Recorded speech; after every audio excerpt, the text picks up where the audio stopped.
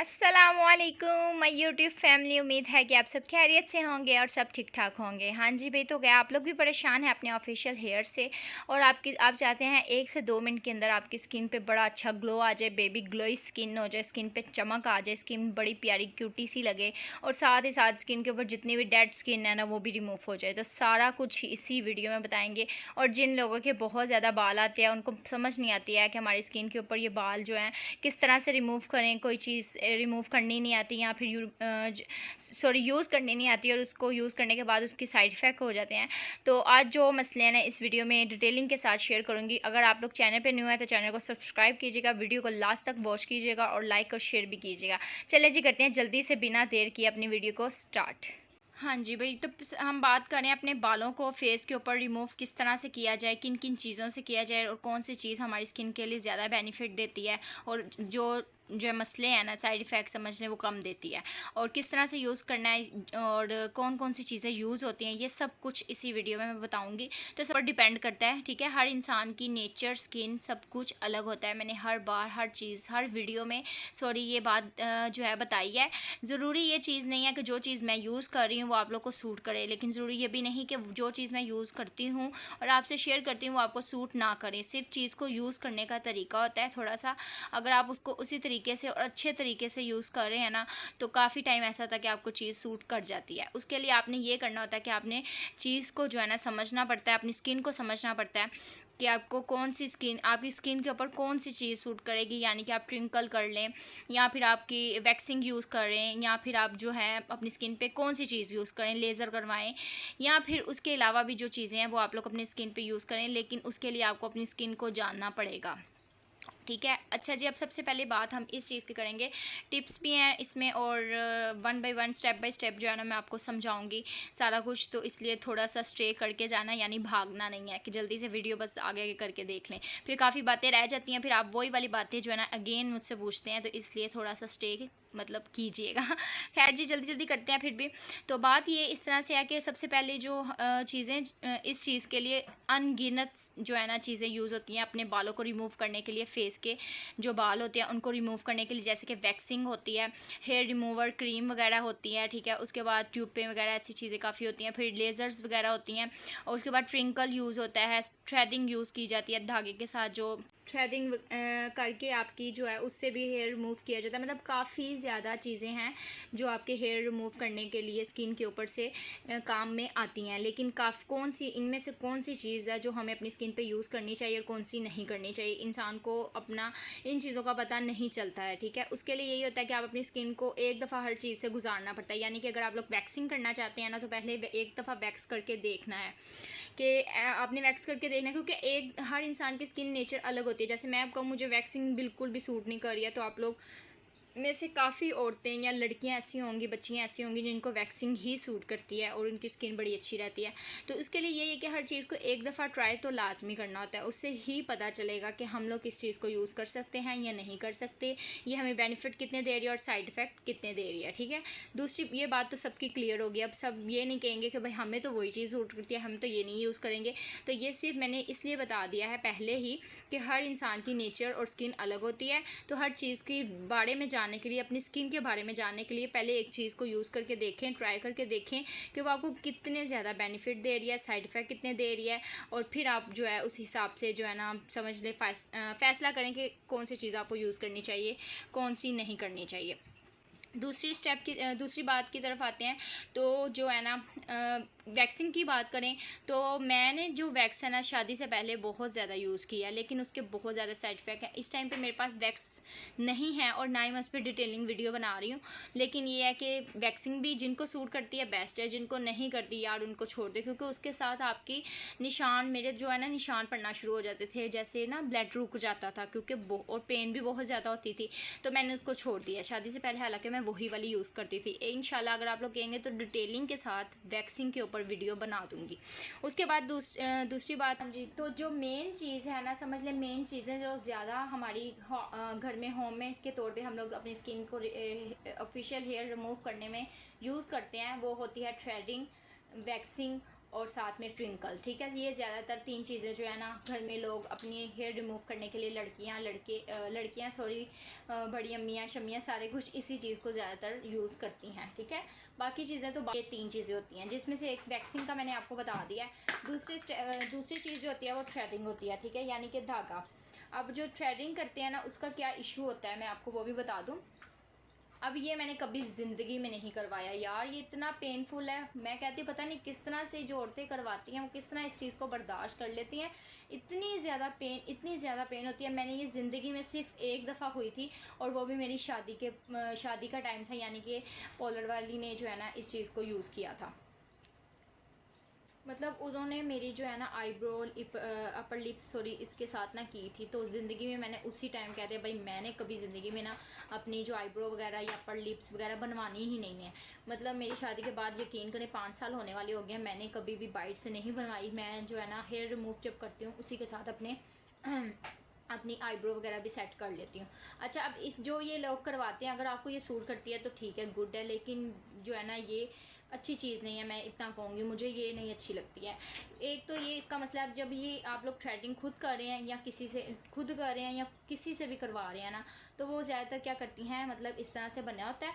ठीक है, ये धागा बन गया। अब ये जो एक धागा होता है ना वो उनके ये वाला समझ लें उनके मुंह में होता है। ठीक है, ये वाली ऐसे करके, अब वो जब ऐसे करके साथ में थ्रेडिंग कर रही हैं, ठीक है, ये ऐसे ऐसे ऐसे ऐसे यूज़ कर रही हैं। ठीक है, थ्रेडिंग, तो ये जो धागा होगा उनके मुंह में, यहाँ से जितनी भी थूक आ रही है वो सारी, पानी आ रहा है वो सारी इसके अंदर इस तरह से जाती जा रही है, जो कि आपकी स्किन के ऊपर लगता जा रहा है, और उससे आपकी स्किन पे एक्नी स्टार्ट हो जाती है। आपकी स्किन जो है वो ख़राब होना स्टार्ट हो जाती है। मतलब जरासीम, जो ज़ाहिर बात है किसी के मुंह का पानी आपकी स्किन के ऊपर लग रहा है और आप लोग हेयर रिमूव कर रहे हैं, हेयर रिमूव करते हुए साथ में जो है स्किन थोड़ी ओपन हो जाती है समझ लें, तो स्किन के अंदर जाना शुरू हो, जिससे एलर्जी हो सकती है, जिससे काफ़ी ज़्यादा साइड इफ़ेक्ट हो सकते हैं।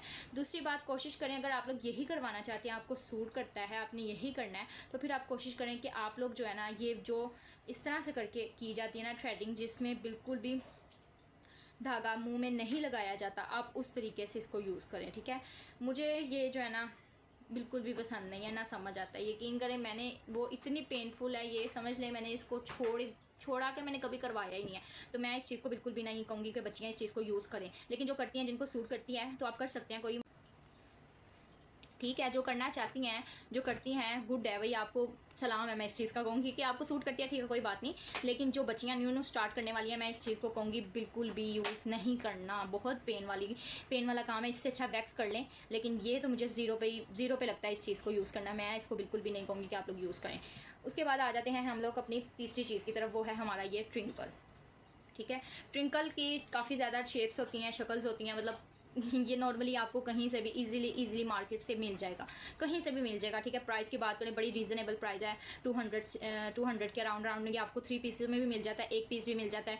ये आप पे डिपेंड करता है आप कौन सा लेना चाहती हैं। ठीक है, उसके बाद इस तरह से ये ट्विंकल की शेप होती है, आगे से इस तरह से कुछ ये बना होता है। ठीक है, ये देखिए यहाँ से, ठीक है, ये इसका कैप होता है। अच्छा जी, अब जो ट्विंकल यूज़ करने का तरीका है ना, ये मुझे सेफ़ तरीका लगता है। सेफ़ यानी कि आपके अगर आप इसको बड़े एहतियात से यूज़ कर रहे हैं, बड़े स्लोली आराम से स्मूथी तरीके से यूज़ कर रहे हैं, तो आपको ये साइड इफ़ेक्ट नहीं देगा। लेकिन आप इसके साथ भी अगर रगड़ रहे हैं तो फिर इसने ज़ाहिर बात है कट भी लगाने और आपको साइड इफ़ेक्ट भी हो गए।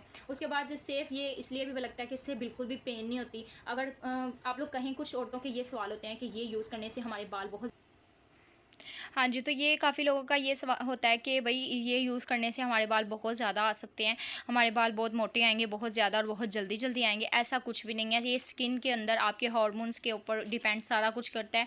ये ट्विंकल, वैक्सिंग और इन चीज़ों से जो है ना, नहीं, इन चीज़ों पे बिल्कुल भी नहीं जो है ना इस चीज़ का होता कि भाई इन चीज़ों से ऐसा कुछ हो रहा है। ठीक है, पहली बात, कोई एक आधे इंसान को हो भी सकता है, ऐसा कोई नहीं है, लेकिन मैंने नहीं देखा है कि भाई इन चीज़ों का मसला हो तो ऐसा होता है।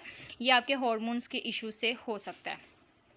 दूसरी बात आ जाती है कि इससे बिल्कुल भी बाल जितने आपके आते हैं ना उतने ही आएंगे, कोई ज़्यादा बाल नहीं आएंगे, मोटे बिल्कुल नहीं आएंगे। जैसे पहले मोटे थे, बारीक थे, जैसे भी थे वैसे ही आएंगे। हाँ, ये हो सकता है कि काफ़ी टाइम बाल जल्दी आ सकते हैं, लेकिन ये इश्यूज़ नहीं होंगे जो मैंने पहले बता दिए हैं। ठीक है, उसके बाद ये बिल्कुल सेफ़ है, बिल्कुल भी दर्द नहीं होती। बस इसको यूज़ करने का एक तरीका है, वो मैं आपको समझा देती हूँ।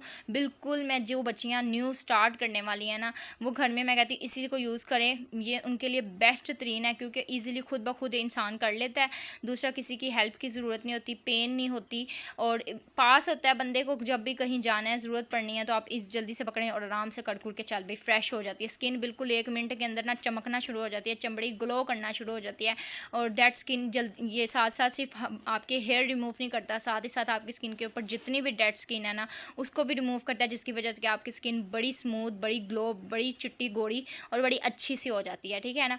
तो दूसरी भी चीज़ें हैं वो यूज़ कर सकते हैं, करते भी हैं कुछ लोग, उनको वही सूट करती हैं। लेकिन इतनी पेन वाली चीज़ें भी यूज़ करना, भाई इतना भी क्या हर आ गई हमें, तो वो वाली चीज़ यूज़ करें जिससे आपको फ़ायदा भी हो, आप आराम से जो है ना आपको सूट कर जाए। अब ये भी नहीं कि इससे साइड इफ़ेक्ट नहीं होते, काफ़ी लोगों को हो भी सकती हैं, ज़्यादा एक्नी भी हो सकती है, लेकिन उसके यूज़ करने पे डिपेंड करता है कि वो किस तरह, कितने दिनों में, कितने दिन बाद या किस तरह से इसको यूज़ कर रहा है। तो अब इसकी यूज़ करने का तरीका जो है वो मैं